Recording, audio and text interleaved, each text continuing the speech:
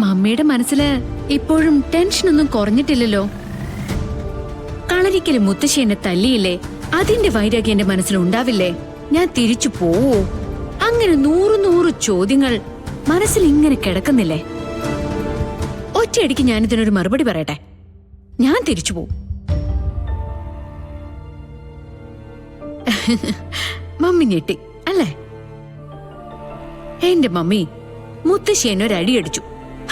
അത് മറക്കാൻ ഞാനങ്ങ് തീരുമാനിച്ചു. എന്നിട്ട് നേരെ ഇവിടുന്ന് അങ്ങ് പോവും.